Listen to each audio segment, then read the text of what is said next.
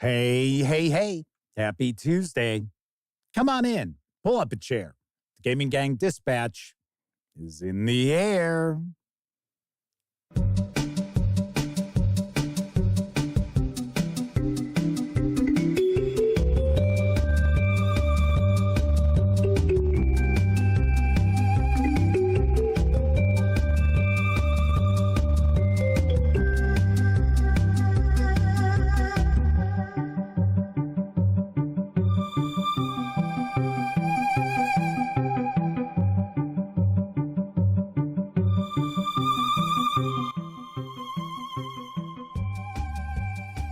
Howdy, gang, and welcome once again to the Duct Tape Studios.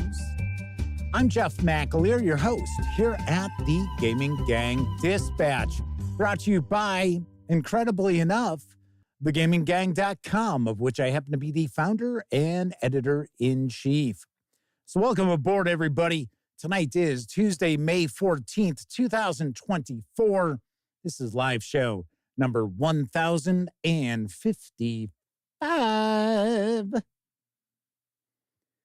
If you're not overly familiar with this show, let me point out, super casual around here.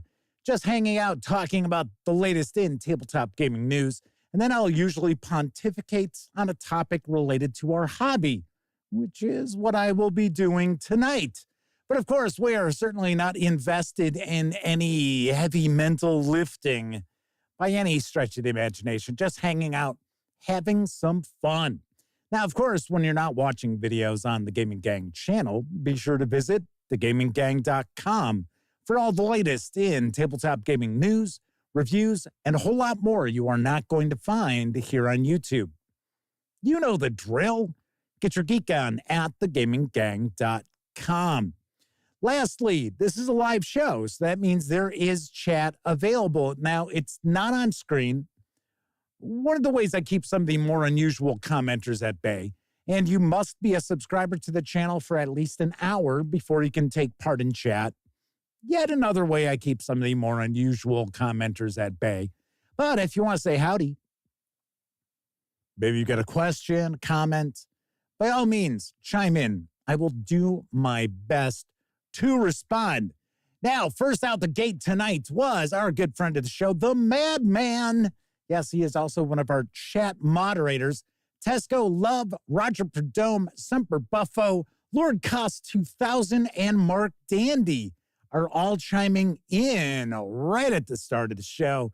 And I'll take a guess, the lovely and talented Miss Sarah D is lurking in the shadows, keeping her eyes peeled and that Ben Hammer handy. So welcome, everybody. Hopefully you all had a nice weekend and Monday kicked off without too many negative events or anything along those lines. Well, it looks like somebody's got the case of the Mondays. Kathy Evans and Matthew Blackwell are also chiming on into chat.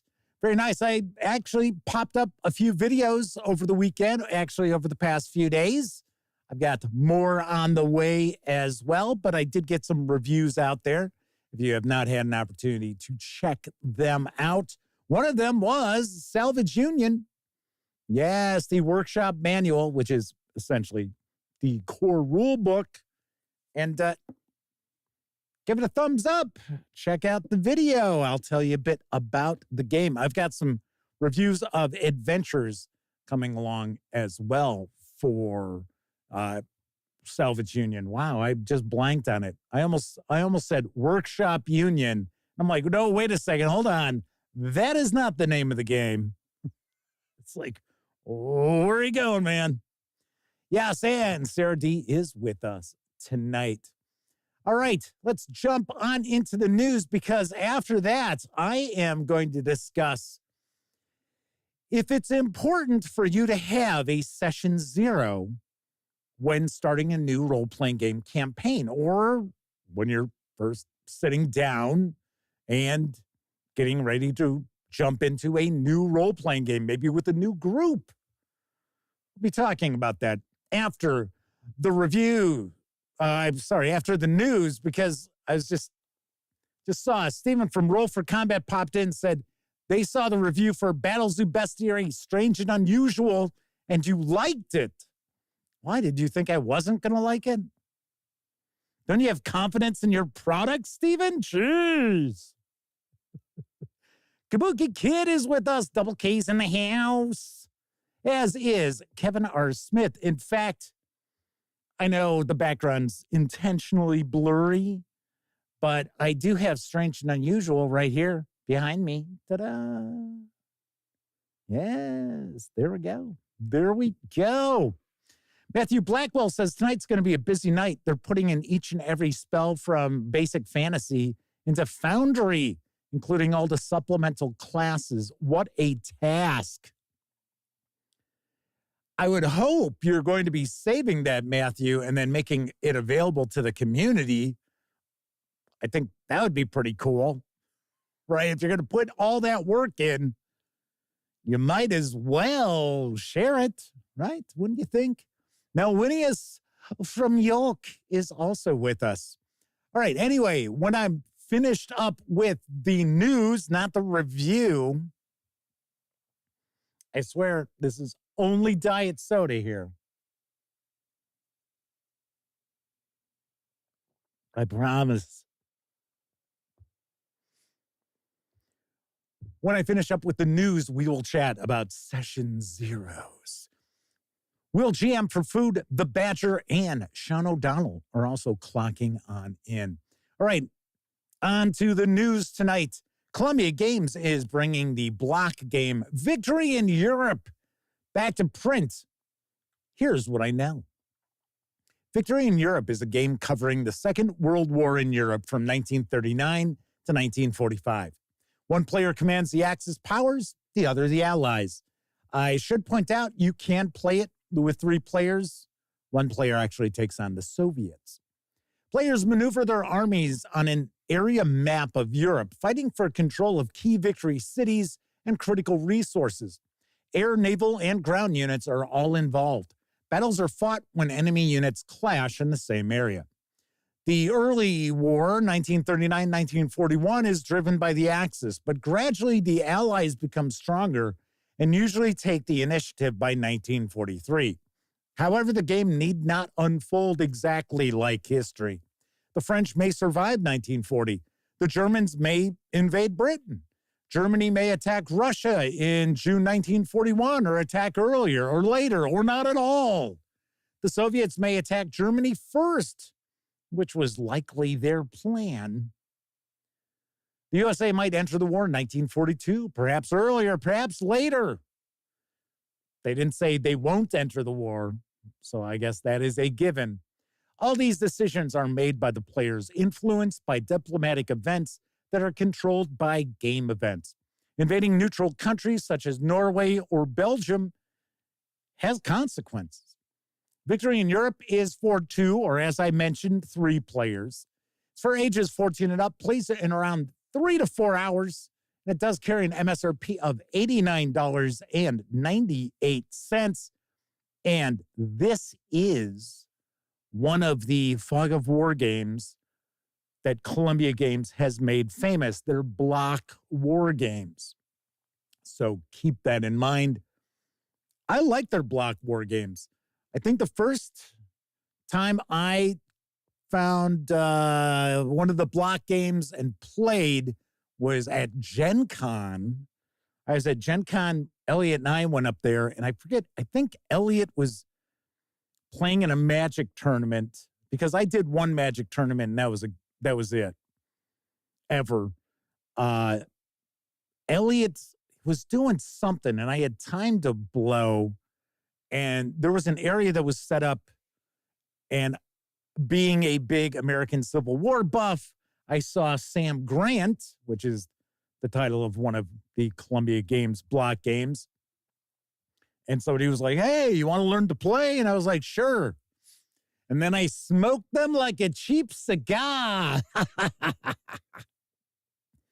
So I've got a soft spot for the Columbia Fog of War block games. Kabuki Kid says, Columbia is the only company that still sends me a paper catalog of their games every few months. Nobody does that anymore. Funny enough, I got a stack like this of catalogs that were sent to me from Columbia. I was like, what am I supposed to do with these? I was like, I'm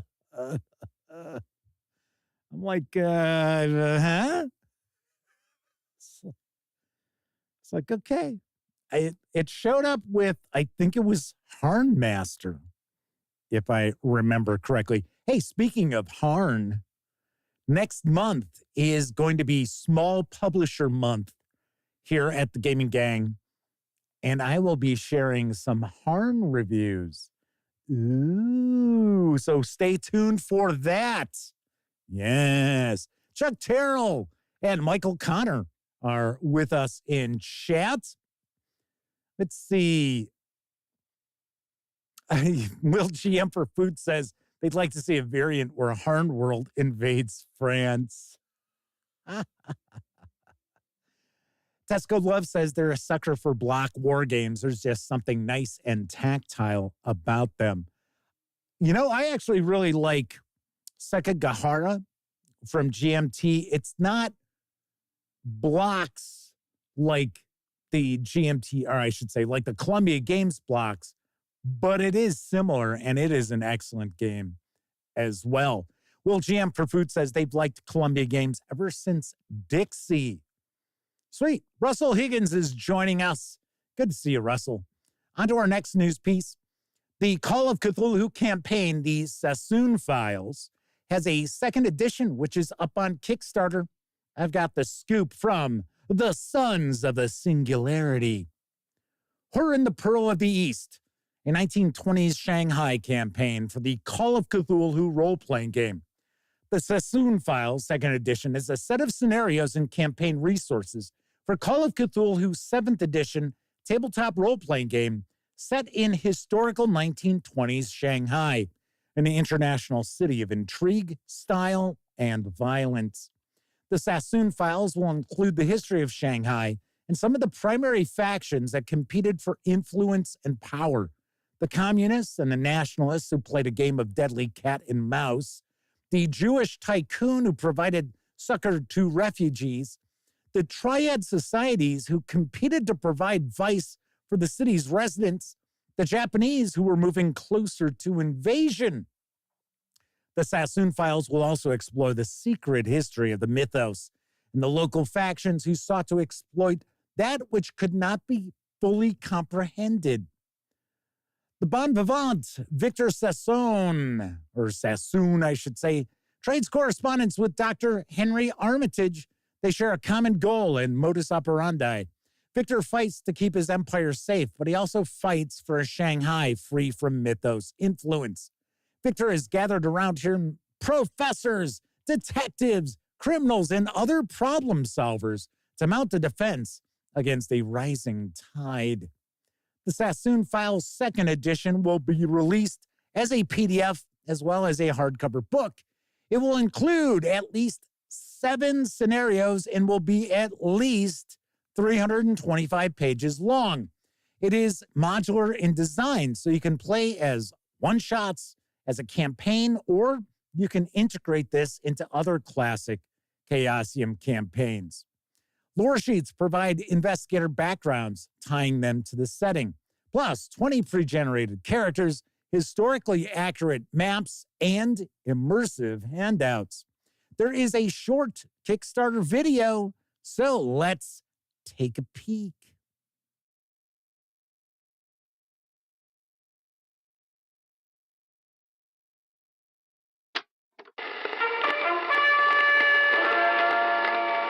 (1920s Shanghai, once just a humble fishing village, now stands as a rich and sprawling metropolis, its turbulent growth fueled by decades of opium trade.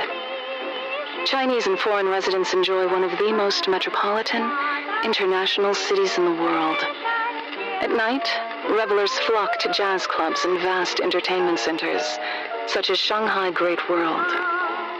Divided and divvied up by foreign imperial powers, Shanghai finds itself at the crossroads of history. Revolution is in the air and in the streets. The National Revolutionary Army marches, and the Communists plot, while the Green Gang controls the shadows. The Western powers move to protect interests, while Japanese secret societies prepare for the inevitable war to come. Yet, amidst the turmoil, darker forces stir. The Order of the Bloated Woman seeks to unleash ancient evils, while the Four Seas Gang dabbles in forbidden magic.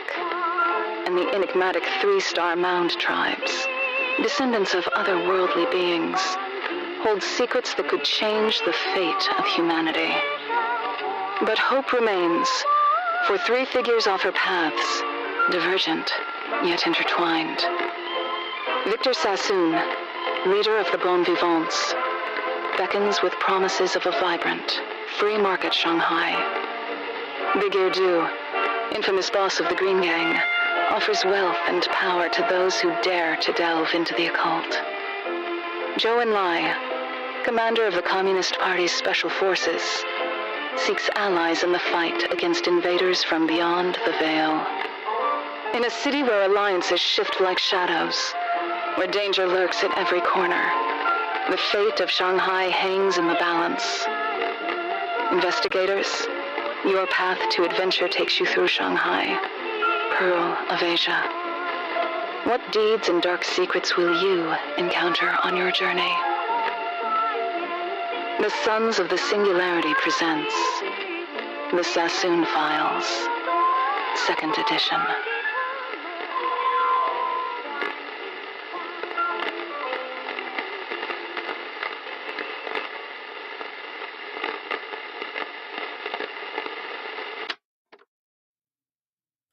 The Kickstarter funded nearly as soon as it launched, and you can reserve a copy of the 325 plus page hardcover with PDF, as well as all digital rewards, for a $59 pledge, or grab just the PDF and digital rewards for a pledge of $24 through June 9th. Expected delivery is this October. So a very quick turnaround on this. Very nice. I will mention I might have an opportunity to take a peek at some of the Call of Cthulhu releases the Sons of the Singularity has come out with previously. Maybe, not sure, but it is a possibility. We shall see. But this looks really interesting. I remember when the first edition came out, and strangely enough, I could have swore I shared a news piece when the first edition either kickstarted or was released. And that's got to be, I don't know, maybe 7-8 years ago, I think.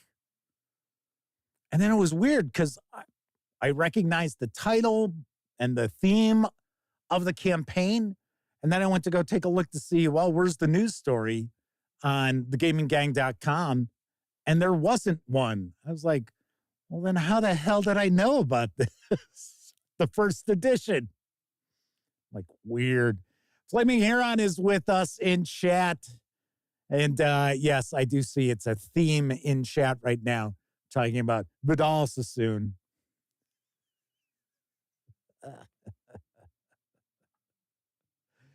Yes. All righty. Just checking to see if I've missed saying hello to anybody in chat. If I have, I apologize. But I think I am up on everybody saying hi. Because you know me, I always do my best to say hello. But just to wrap this news story up, this does look really good. This looks excellent. And as someone had mentioned in chat, yes, there is a Shanghai chapter of Nyarlathotep that I would take a guess you could easily slide these into. So very nice. Dangar the Mighty is with us asking, how am I doing? About the same. My blood pressure seems to be relatively normal. I haven't found it like higher. I don't know what it was. I have no idea. I have no idea what it was. But like, even if I take a deep breath, I don't really have that sort of almost like bruised feeling. I have it a little bit. I don't know. Maybe it was because my fat cat slept on my chest. I don't know. Maybe that really was it.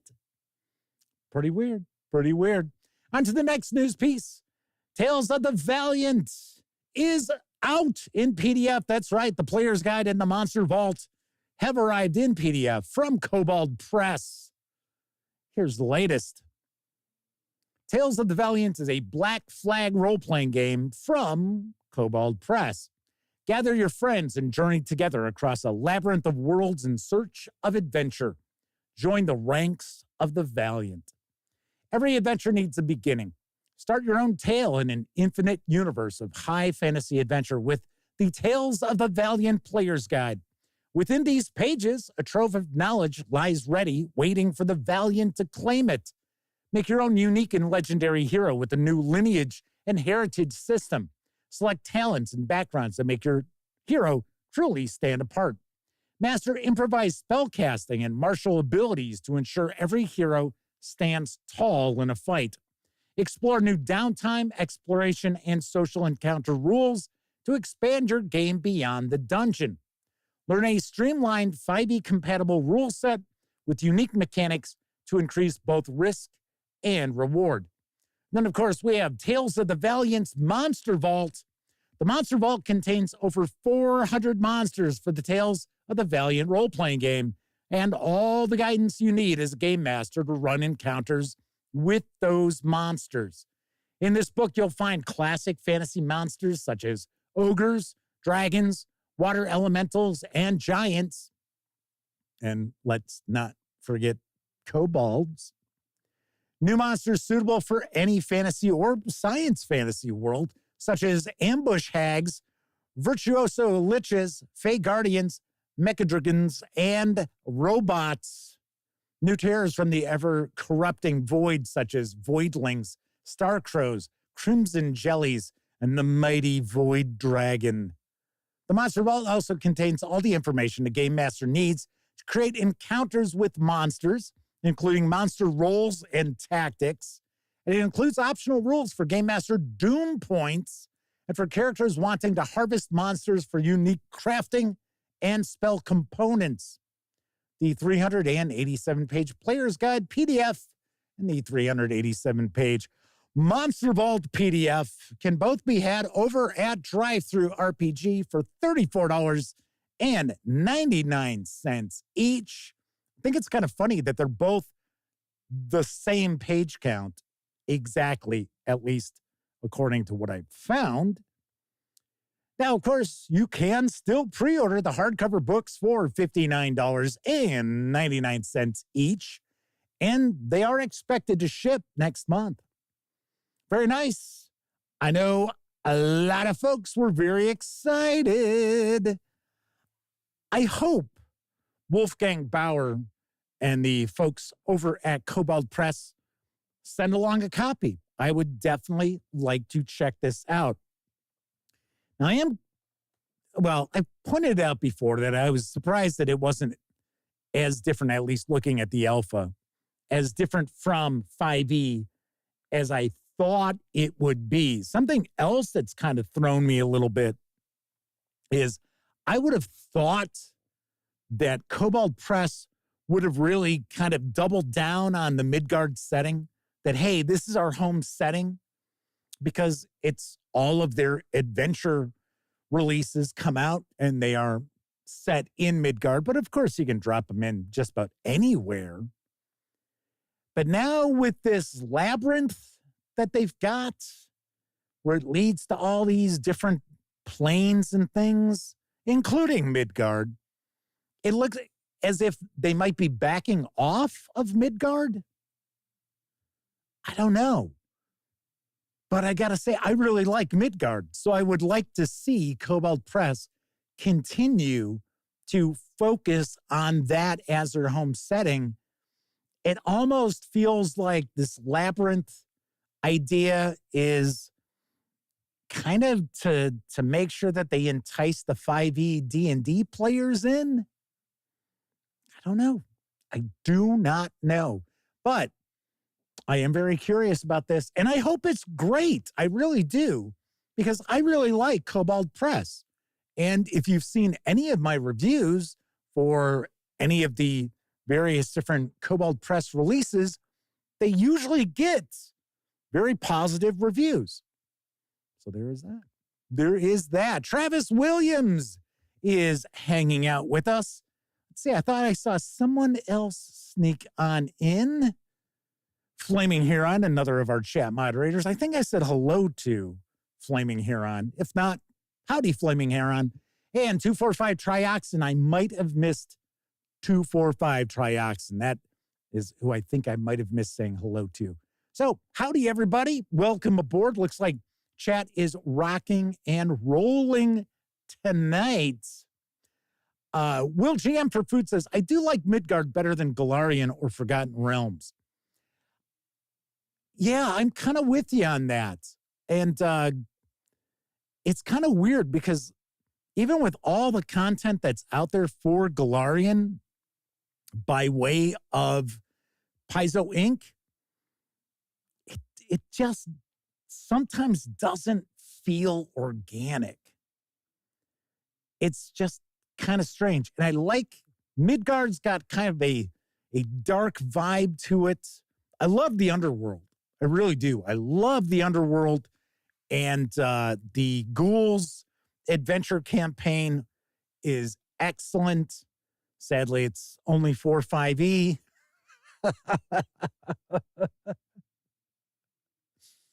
But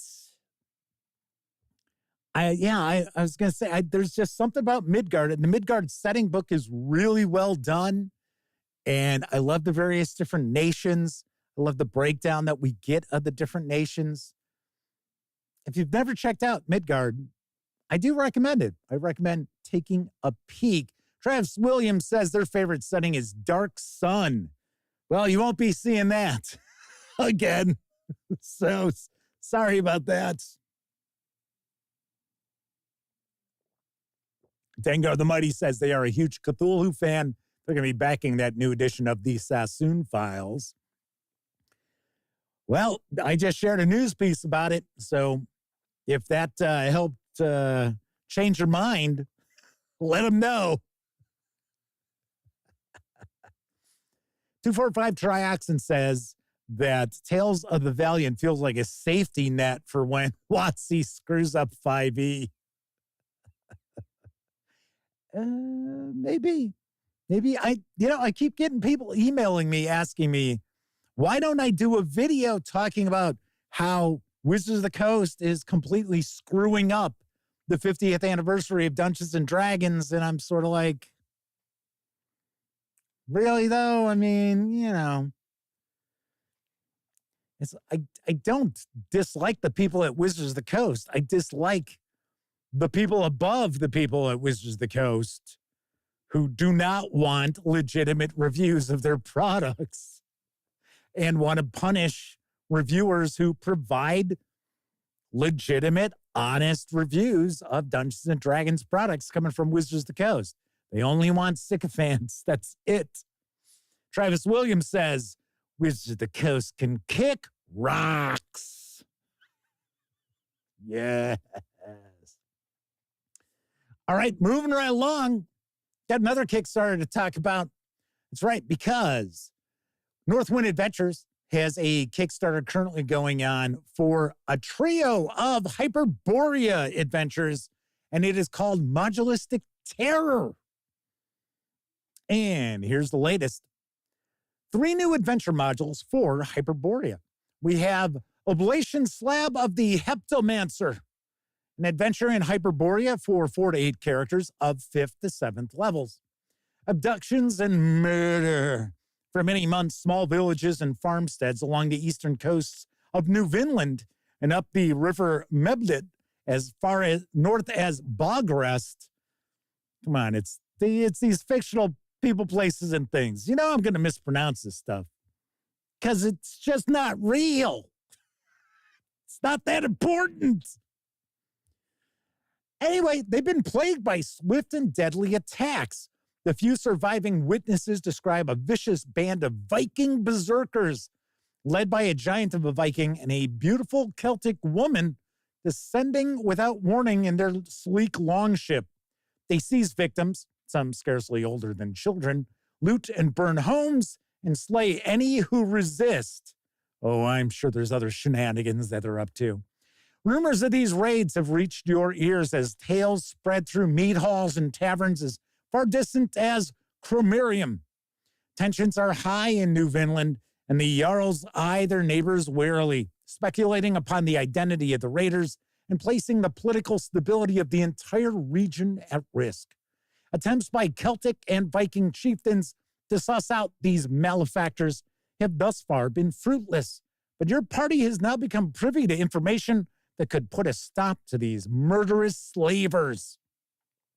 And we also have the Thousand Eyes of Thaumagorga, an adventure in Hyperborea for 4 to 8 characters of 3rd to 5th levels. Bold is the man who travels to the Scarrig coast, where the fell bargains of desperate ancient folk birthed the terrible demon-blooded race known as the Orc, a species of abomination which now rules the land with blood and iron. Bolder still is he who would dare to erect a stronghold on that accursed shore in open defiance of those hell-spawned horrors. But such a man is Ronan Svendoros. Oh, it's Ronan the Barbarian, a fighter lord of renowned courage who left distant Brigand's Bay to rear a keep at the mouth of the Bloody River Basin. Now your party journeys to his holding, lured by the promise of gold and glory. Will you triumph, or will your bleached bones join those of countless others who have vanished into the darkness of the demon-haunted Scarrig coast? And then lastly, we have the Vanishing Isles of the Summer King, an adventure in Hyperborea for 4 to 8 characters of 4th to 6th levels. Avoiding the lawless pirates of the Zangarios Islands and the bloodthirsty half-bulls of Minotaurios, your party sails to the Isles of Maidsid, deep in the Hyperborean Sea. Maidsid is surrounded by treacherous waves and clinging mists, a place of mystery since time immemorial. Over 3 centuries ago, the Isles became the sacred home to a clandestine sect of sun-worshipping druids called the Awakening Dawn. But they have not been heard from for about 40 years. Concern has grown amongst mainland druids, prompting calls for inquiry. Furthermore, spectators, treasure hunters, and curiosity seekers of all stripes are attracted by growing rumors of treasures undreamed and the possibility of unraveling peculiar mysteries. Now your party voyages to investigate the fate of the lost druids, but perhaps some things are best left unknown. There is a short, and when I say short, I think it's less than a minute, Kickstarter video from the North Wind Adventures. I almost said Northwest Adventures. Oh! Anyway, let's give it a peek.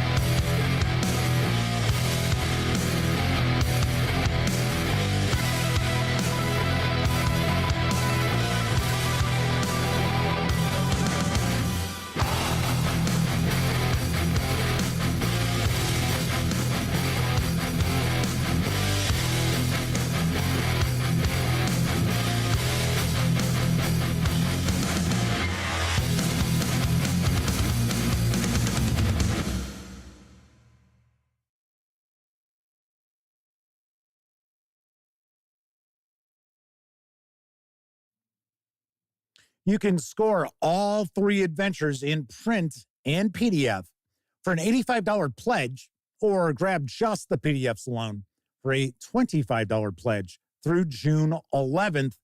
An expected delivery on this is October. So it looks like October is going to be a good month for role-playing Kickstarter projects fulfilling. Pretty sweet. Pretty sweet. Something I do want to mention, though. You might be sitting there thinking, so it's $25 for 3 PDFs, but $85 for them in print with PDFs? That's a pretty big difference.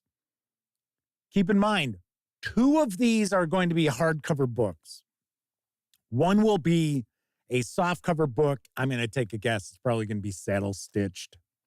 But the other 2, are going to be hardcovers.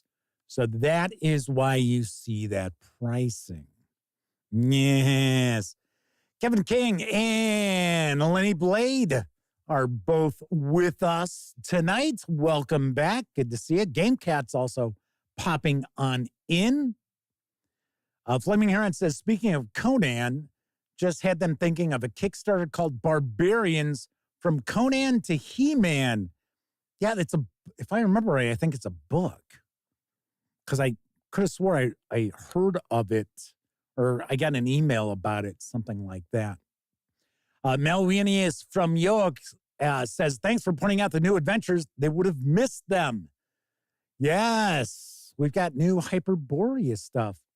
Because has there really been anything since the 3rd edition Kickstarter fulfilled?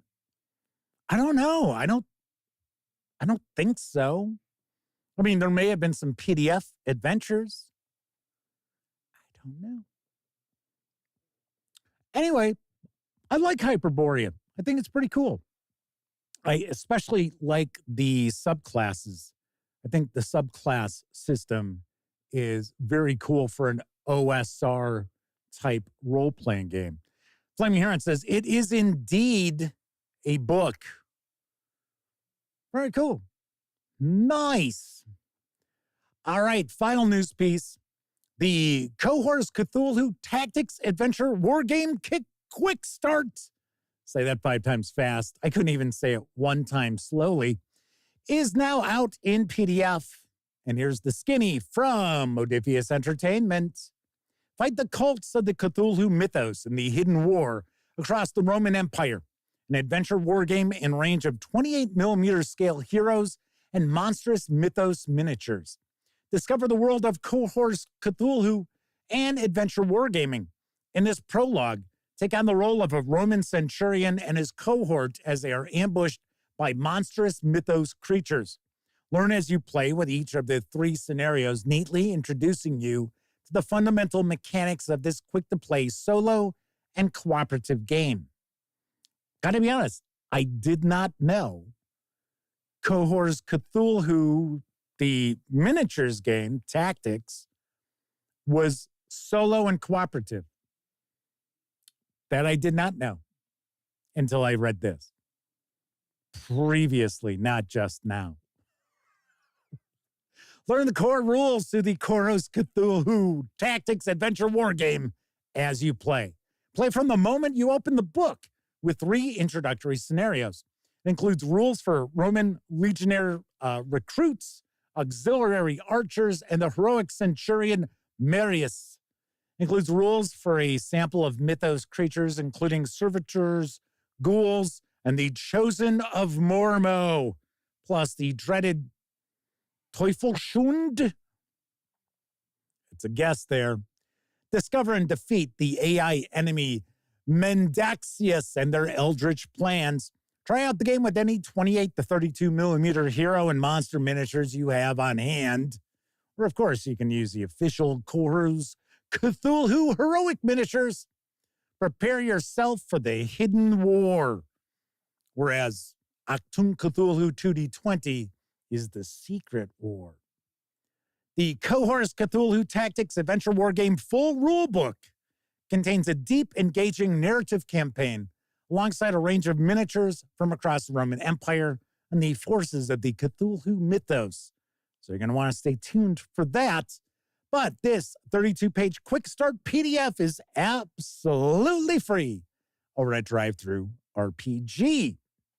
Very cool, very nice. And I know the role-playing game is on the very close horizon. Kevin King says they probably did think the Torteberg forest was a gate to hell, and I'm sure I probably mispronounced that. Will GM for Food asks that the Picts count as mythos monsters. No, they do not. Travis Williams points out the Hyperborea print copies are often quite pricey, as they're pretty sure they print their own books. I will say that as far as the covers on the third edition Hyperborea hardcovers with the player book and the Game Master book, I didn't care for the material. And I've had books like that before. It's like a really matte finish to it. So all you gotta do is hover your hand over it and you get fingerprints all over. And they just really stand out. So, but I don't know. I don't know if they print their own stuff or not. Anyway, so something to take a peek at from our friends over at Modiphius Entertainment. And yes, I will have my Achtung Cthulhu 2D20 starter set review this week. Stay tuned. All right, that is it for the news tonight. Of course, I was just talking about Drive-Thru RPG. Don't forget, the Gaming Gang, thus the Dispatch, is affiliated with the One Bookshelf sites. So if you are going to go visit Drive-Thru RPG or Storyteller's Vault, Dungeon Masters Guild, Wargame Vault, what have you, please stop by thegaminggang.com first. Click on one of our banners. That way, if you happen to make a purchase, I get a small portion of that sale. And all those nickels, dimes, and quarters really do add up and help keep thegaminggang.com around. Also, if you like this video, if you like the video, if you dig the channel, if you find thegaminggang.com to be a valuable resource, hell, if you just like what we do, you can always stop on by paypal.me/thegaminggang and make a small donation. Hell, you can buy me a 2-liter bottle of soda.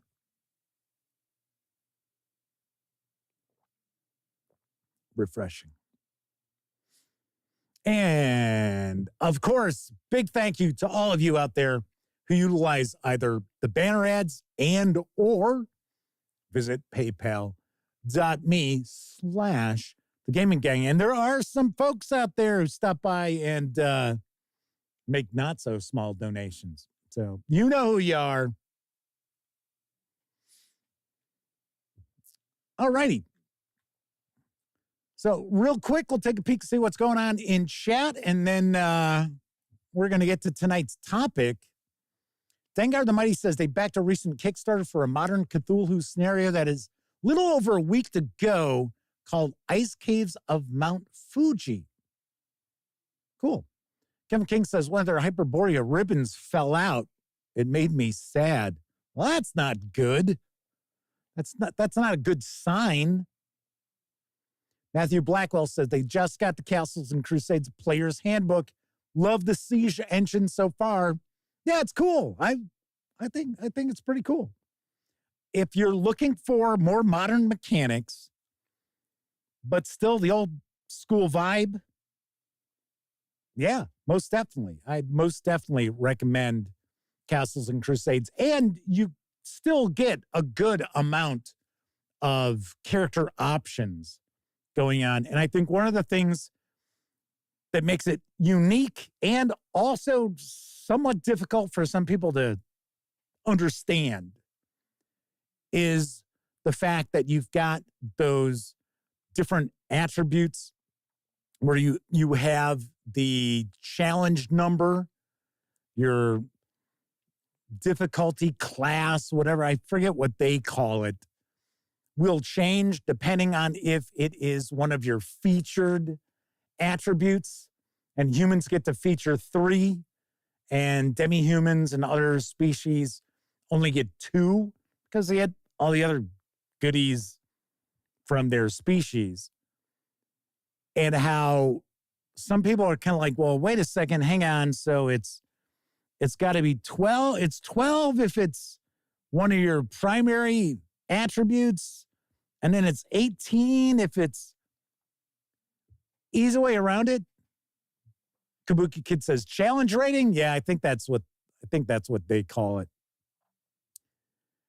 Easy thing is if it's your primary attribute, add 6 to your die roll, and it's just always 18. Right? Or well, it changes, right? But that's it. Makes it a hell of a lot easier than sitting there being like, okay, so hold on. So it's challenge rating this, then I'll adjust it. Nope. Kevin says some people house rule that it's always 12 and you get +6. That's a little low, though, isn't it? Don't you know? I don't know.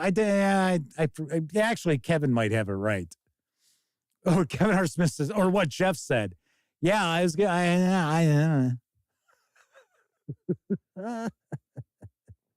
like I said, I think it's supposed to be always 18, add 6 if it's your primary. Oh, and then you can sometimes add your level too. Let's not forget that. So yes, it's not impossible to achieve stuff if it's not your primary attribute. It's still okay because you get to add your level. All right. Anywho, so tonight I am going to ponder the importance of a session 0 with role-playing games. But first, I think it's time for a brief intermission. It's intermission time, folks. Time out for a delicious snack in our sparkling refreshment building. Every item a fresh, appetizing taste treat. Introducing the world's most famous lion tamer, Clyde Lionheart. Popcorn, fresh popcorn at the snack bar. Now, Clyde Lionheart will have Leo jump through the flaming circle while he, blindfolded, drinks a Coca-Cola.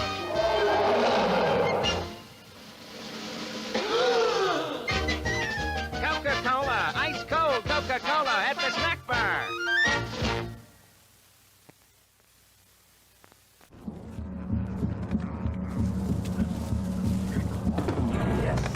Yes.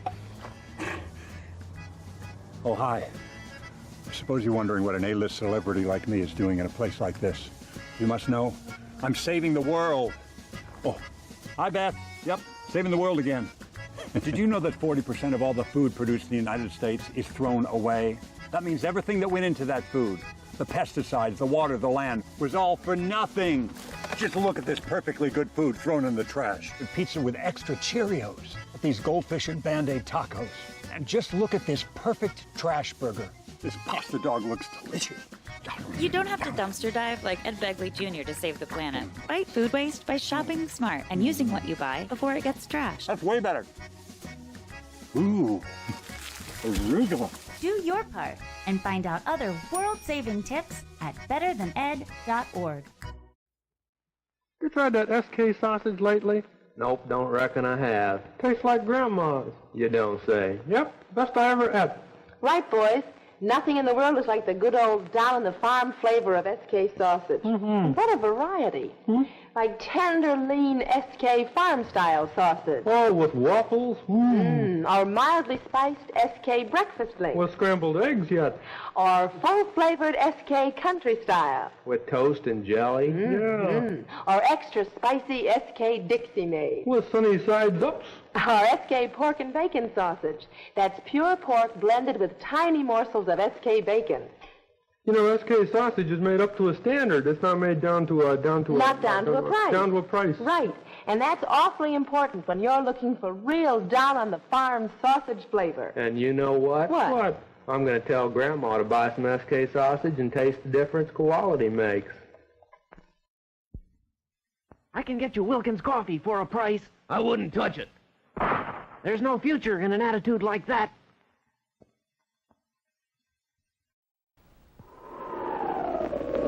Say, kids, what is it? Up in the sky. Is it a bird? Is it a plane? No, it's Superman. Yes, sir, kids, a real flying Superman that can be yours. Looks just like Superman himself. He's made of tough blue plastic and has a bright red cape that fits on his shoulders. With your flying Superman, you get a powerful launcher to send him sky high, zooming through space just like Superman does in his adventures. Now, you'll want to be one of the first to have your own flying Superman, so listen carefully, because here's all you do to get yours. Send one box top from Kellogg's Corn Flakes and just 10 cents. That's one box top and just 10 cents to Flying Superman, Box 330, Battle Creek, Michigan. Or use the handy order blank right on the Kellogg's Corn Flakes package. Get your Flying Superman from Kellogg's now.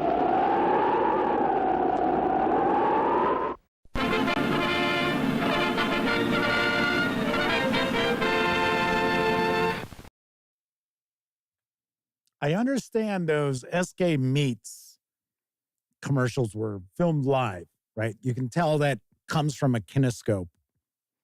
But I don't know if you caught this right at the beginning. Kermit says the sausage tastes like grandma.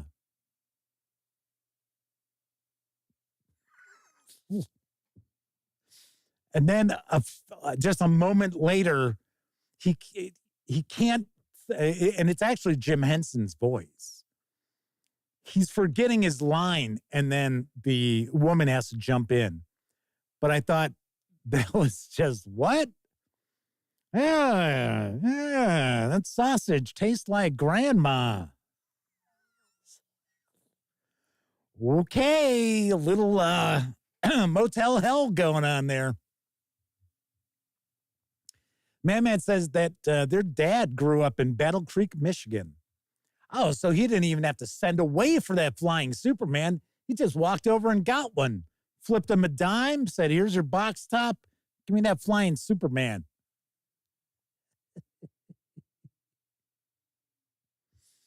And I thought that Ed Begley Jr. PSA was pretty good. Yes, it was. You notice I share like oddball PSAs, not all the time, but from time to time. But the message is still valid. So you got that. Alrighty, so tonight we are going to discuss the importance of a session 0 for role-playing games, or are they even important at all? As we welcome in Cracks the Bold to chat. Good to see you once again. So if you're not overly familiar with session 0, could be a lot of different things. As far as session 0 that I do, my session 0 is probably a little bit different than other people's session 0s. And I don't necessarily always do a session 0 when I'm starting a new campaign. Now, if I'm starting a game that the players are not familiar with, I'm definitely going to run a session 0, but I do prefer to run a session 0. So as far as my session 0, I tend to use that for rolling up characters, for character creation and kind of getting a bit of the background, trying to make sure that the players' characters mesh. Because if you allow people to just roll up characters at home, I'm not saying you can't trust them, even though some people you can't trust them to roll up characters at home. It was incredible, man. I can't believe I got those 5/18s. And at 17. Like, okay. Sure you did. On the loaded dice. But why I prefer to have my characters being created at the table with everybody there is more so that we can make sure that everybody's playing the sort of character they really want to play, and that various different roles that may be needed in the party are handled somehow. So Call of Cthulhu's a great example. When we're going to do a Call of Cthulhu campaign, get together with the players, they talk about, kind of hash out the ideas that they've got for their characters and how they may have a connection, if they're even going to have a connection. Because there are sometimes that adventures that kick off campaigns, all the players are strangers. The player characters, I should say, are all strangers. But if that's not the case, I usually like to have some sort of discussion about how do the characters know each other and things like that. Something I am not big on is, and I know I have had to deal with some players who were like this. I'm not real big on the player characters having some sort of beef with each other. And I remember I had one person who didn't really play with us much. And it seemed like every time we had a game with them, and I wasn't even running the games all the time, but they always had to have some sort of confrontation with another of the characters, that their character had to always have some burr up their ass about somebody else. So it's like, okay, all right. So that's what I usually utilize my session zeros for, is character creation, discussion of how the characters know each other if they're not going to be thrown together in the first adventure anyhow, which I'll give you a great example. The starter set for, I almost said beginner box, but it's not. It's called the starter set for Warhammer Fantasy Roleplay. That adventure has a perfect way for all the player characters to meet. I really like how it kicks off. And the way the adventure kicks off is very Warhammer Fantasy Roleplay.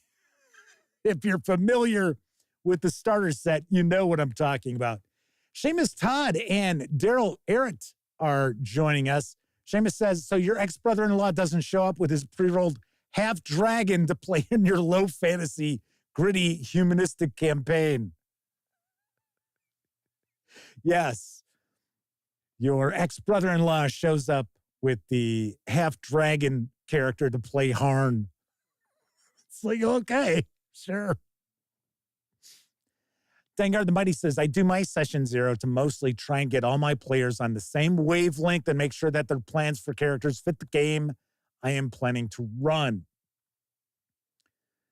Daryl says, the session zero, sorry, something just, chat just went weak. The session zero always or sometimes have funnel characters. All depends on what you're running. So I know of people who will run a session zero that does not involve any gameplay whatsoever. That it's all setting the ground rules. You know, if they're using X cards or consent forms, things like that, they go over that kind of stuff. If it's a campaign that might have some content that might be upsetting to people, that's a good time to discuss that with the players without spoiling your adventure that you've got planned for them. And of course, creating the characters and working on team dynamics or group dynamics, but no actual playing. Now, of course, if you're looking at Dungeon Crawl Classics, session zero should be pretty quick, especially if you're running a funnel adventure, because those are all just pre-generated and tossed at the players, and here you go. You get 5, 4, 5, whatever. different characters, and you start going to town. What I like to do with my session 0 is I like to play. So I do like to begin the adventure, and I usually will take it to the point of a cliffhanger. So I will normally get to a point, probably no more than 2 hours of actual gameplay, maybe a little less than that. But because in my opinion, everybody's around the table, you've rolled up the characters, you've got everybody's, juices flowing as far as the game goes, and they're ready to go. And then if you're not going to run anything, then you're just throwing a bucket of cold water on the fire. So I always like to run something. So as an example, if I were running, let's say, Massive Nyarlathotep, but I'm talking the original Massive Nyarlathotep, not the newest edition, which is fantastic, don't get me wrong, but it does have kind of prologue stuff. If I were running old Massive Nyarlathotep, and sorry if there's spoilers here, but, it is a, 40-year-old campaign. Sorry if I spoil anything here.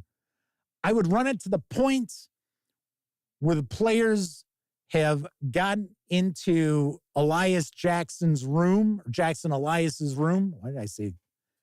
I always mess up his name. And deal with the cultists. And that's where I would end it. That's where I would kind of end it on a cliffhanger, gotten a little bit of action in there, and then said, okay, well, drop the curtain for the night. So that's sort of how I like to do it. Now, have there been times I didn't do a session 0? Sure. Sure I have. Depending on what we're playing, sometimes if it's not something where I'm all that concerned about the player characters, I'll let people create their characters at home. Like, as an example, like Elliot. Yeah, Elliot, I trust to create a character at home for a Call of Cthulhu or whatever. Yeah, of course. Other people, maybe not. Or other people I know wouldn't take it upon themselves to create characters on their own. Some of the players that I run role-playing games for are more along the lines that they like to be rolling up characters as part of a group. So there is that too. Chris Lundgren says, I have never done a true session 0. As a group, I usually have a one-on-one privately as we create characters using Jitsi for video chat a week before games. Cracks the Bold says, my session 0 is the ad for my game. Make it very clear what type of game I'm running. They don't want that. They don't apply. There you go. Kevin King says, the Alien, the role-playing game, also often gives you connections, though they tend to be conflicting. I don't mind that because with Alien, the role-playing game, those adventures are pretty tightly designed, and we're not looking at an ongoing campaign normally with those same characters. And it's probably pretty likely all those characters are not going to survive that adventure. So I don't mind having some conflict or having, player characters that have that are diametrically opposed somehow to one another.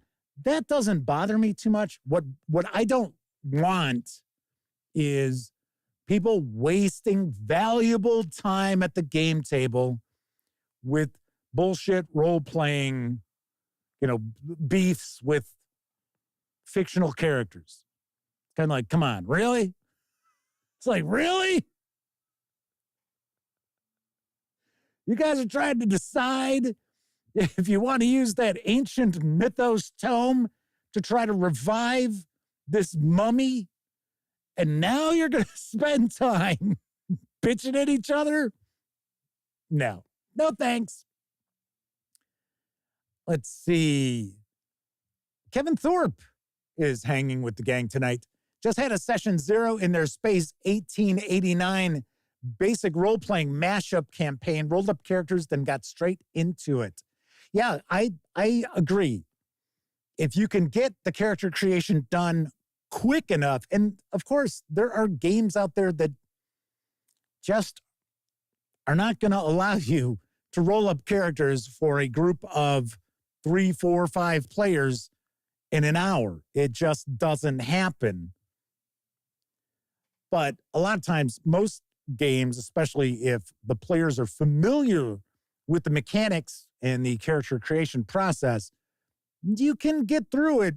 If you can get through it quick enough, you can cover all the bases and jump into the adventure. And that's what I always try to do. Kevin King says the sometimes maligned intro to 5e Dragonlance. Are you insinuating that I maligned that?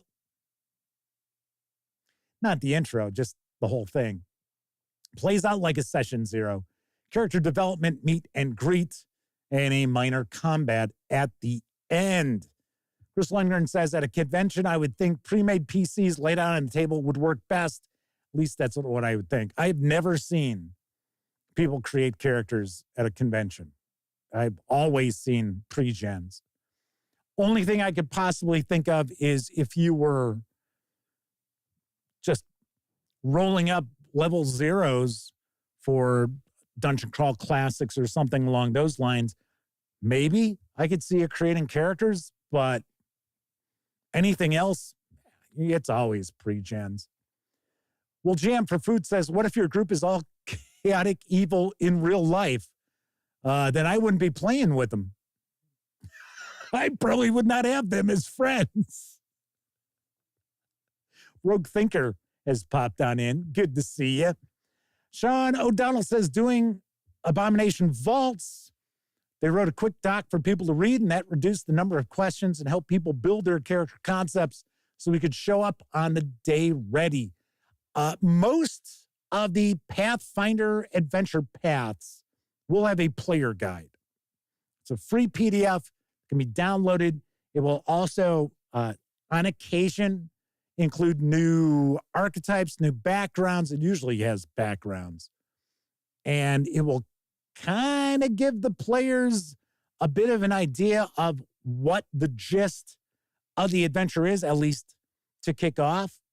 So if you are going to be running Pathfinder 2nd Edition adventure paths, I highly recommend downloading those player guides. And I think, funny enough, I think some folks out there don't realize they exist. Don't know. Tessie Trekkie said they ran a convention game of Cold City once where the Soviet character's secret goal was kill the rest of the party and make it look like an accident. Yeah, one-shots and stuff. Yeah, I have absolutely no problem. Or even like short sessions, or I should say a short number of sessions for an adventure, say like 3, 4 maybe. Yeah, I don't mind that the characters might, the player characters might be at each other's throats. I'm just saying there are sometimes players out there who, for whatever reason, they always have to role play a problem child. And I just don't deal with that all that well because they tend to derail the proceedings whenever they start going off on whatever tangent they decide to go off on. Rogue Thinker says, sometimes the characters are at odds, though. It happens. Hopefully it's just the characters, not the players, though. Oh, yeah. Like, if something happens emergently in the game where, one player character wanted to do one thing and, we'll let the prisoner live. And then another character says, no, we won't. Whack. Then, yeah, I'm cool with that. I'm fine with that. It's when people show up and they're creating their characters that already have some sort of a beef. It's just... Kevin King says hidden agendas in their games worked well in Call of Cthulhu and Paranoia. Well, yeah, Paranoia, you got to. You have to have that. Kevin Thorpe says, once rolled up characters for a convention game of Paranoia, but that's half the fun. Chris Lundgren says, I like the idea of Pathfinder Society events. I went to one and had fun. They are not often in my area of Orange County. It's all in LA, an hour or more away. If you've got a local store that does Pathfinder, they're part of the Pathfinder Society.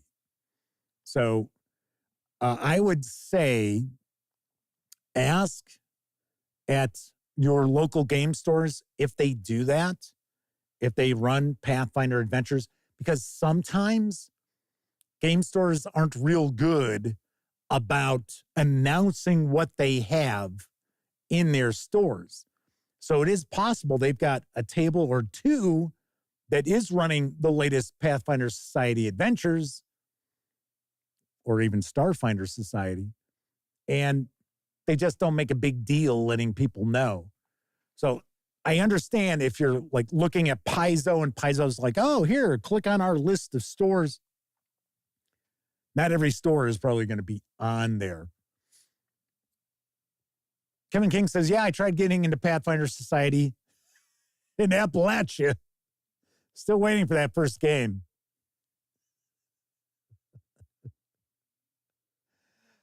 Yes, I would think that would be a problem. Anyway, some people will use Session Zero for a lot of different things. But, I mean, like some people, like especially like 5e D&D, you got a lot of folks like creating their characters and detailing their backstories at home or, you know, away from the table.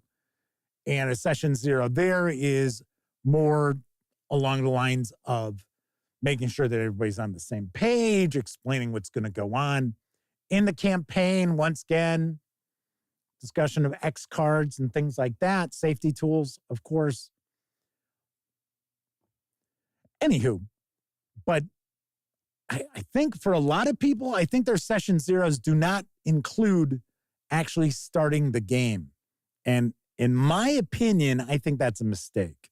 Because as I mentioned, like once again, if you only have 3 hours to get together in a session and that's how long it's going to take for the character creation and everything else, okay, I get it. I understand that. It'd be stupid to start running an adventure for 30 minutes. But if you've got enough time, I always recommend get into the game because you want to strike while the irons are hot and not be waiting around. Just my thoughts on that. But are Session Zero, are they important? Depends on your group, depends on the game. If it's a group that's played together forever and it's, okay, well, we play AD&D and we've been playing AD&D together for 10 years and now we're going to play a new campaign. We decided, yeah, okay, we're going to retire our characters. Or, you know, our characters are retired and we're the new wave. We're the next generation of adventurers. No, why would you have a zero session? Right? Or Session Zero. No, just have everybody create their characters and, you know, get at it.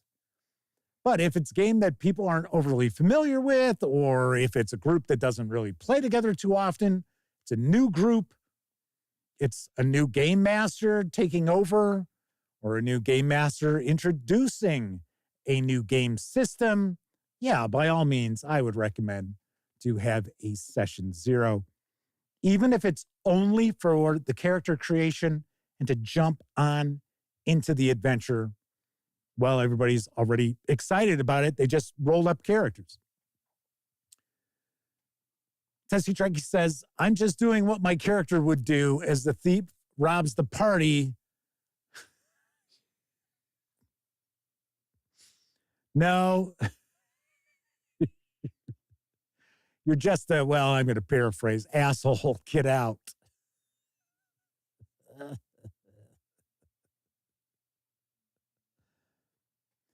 Daryl says, sounds like a lot of ways to do a session 0. Surprised no one's done a book on it. I'm sure it's part of some books out there. Must be anywhere out there. Cracks the Bolt says, I play my X card on the concept of session 0.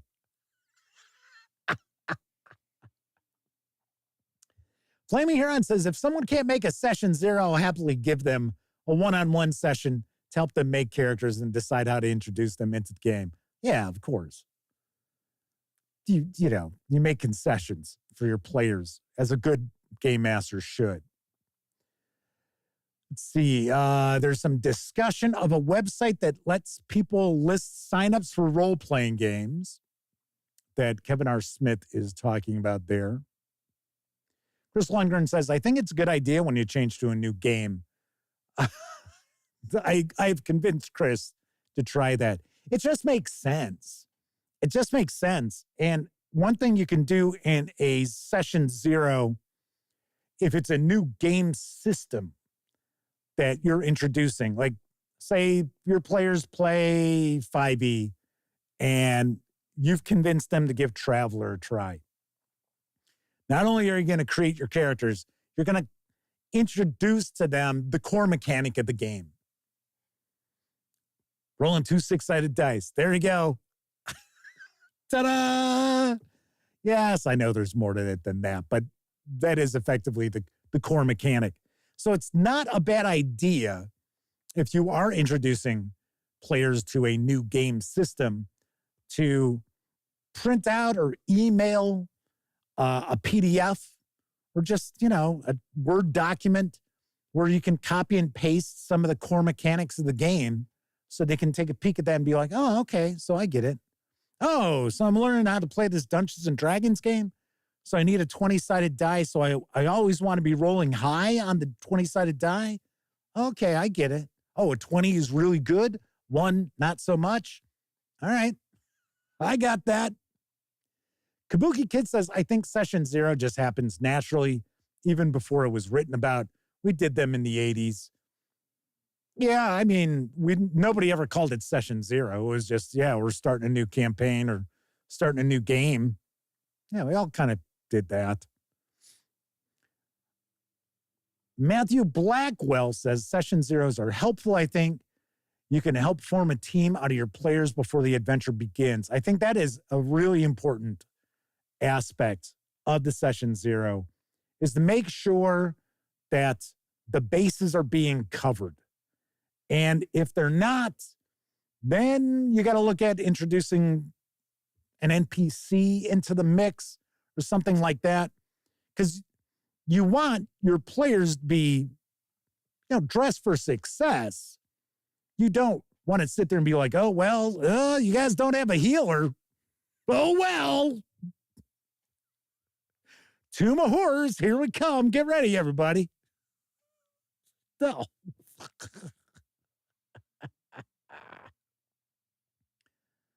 Cracks the Bold says in the 80s, our session 0 was everyone saying we object to playing with Brian. He always ate dice and drew in our books. We were like 10. All right. Cracks the Bold says, I still have an expert book colored by Brian. He was not a talented 8-year-old. That's a shame. That is a shame. Matthew Blackwell says, turn it into a team building exercise. Well, to a certain extent, but you're not going to make it like a corporate team building event.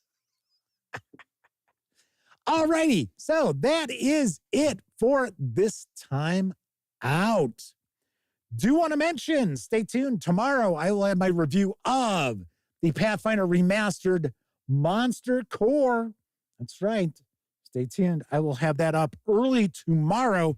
Also should point out, GMT Games sent me the guest of, is it Jest or Guest? I'll have to take a peek, of Robin Hood, which looks very impressive. It is a 2-player game. It's supposed to be playable in about an hour to 90 minutes. I'm liking the map. I don't know if, I can't tell you if it's a mounted board, though. This box feels a little light for it to be a mounted board, but I'm keeping my fingers crossed because I don't think it's a very big board. Anyway, so I got plenty of goodies on the horizon. And of course, if you've missed any of the recent reviews, by all means, check them out because it's a fairly eclectic mix, including the Battle Zoo Bestiary, Strange and Unusual from our friends over at Roll for Combat. And Stephen from Roll for Combat seems like he was amazed I liked it. I did call some of the creatures in it, if I remember exactly, I said they were batshit gonzo. But I did like it. GameCat says we need a review of Knights and Magic. I don't know. I don't know if I want to share a review. I might share a look at it. Maybe do a video one day. The reason why I don't want to really focus any coverage on it at the moment is I'm trying to actually kind of upgrade the scan I've got of it that I sell. So because technology is far better nowadays than it was when I originally scanned the books. So I really don't want to promote it until I have that done. And the reality is, it is actually a really tedious process. So to have to go through each and every page and whiten them up and make sure there's enough contrast and so on and so forth. GameCat's like, I'll buy a copy. I'll hold off. I'm telling you, I'm not saying that the edition that's available now isn't good. It is. I've never had a complaint from anybody saying that the scan was crap. And I have had people buy physical books from Lulu, and I've never heard anybody complain. But still, I am trying to clean the scans up just to make it look more 21st century. So, all righty. Anyway, as I mentioned, if you like this video, by all means, please give it a quick thumbs up. Subscribe to the Gaming Gang channel if you haven't already. And if you do subscribe, don't forget, ring that bell. It will not only let you know when the Dispatch streams live Tuesday, Wednesday, and Thursday evenings at 7 p.m. Central. It'll also inform you when I share other videos, such as my recent review of Salvage Union from Leyline Press. Of course, when you're not watching videos on the Gaming Gang channel, be sure to visit thegaminggang.com for all latest in tabletop gaming news, reviews, and a whole lot more you are not going to find here on YouTube. You know the drill. Get your geek on at thegaminggang.com. If you watch live, thank you very much. If you watch live and took part in chat, a bigger thank you, because you're not only keeping me company, you're also keeping each other company while I'm just babbling on and on and on. But of course, I know a lot of folks out there, you don't have an opportunity to watch live. Doesn't matter if you're watching live or on Memorex. Thank you very much for taking time out to watch any of the almost 2,000 videos here on the Gaming Gang channel. Yowza. Everybody enjoy the rest of your morning, afternoon, evening, whatever time of day it is in your neck of the woods. I will be back tomorrow. And as always, I certainly hope every single one of you gets to enjoy plenty of great gaming with your gang.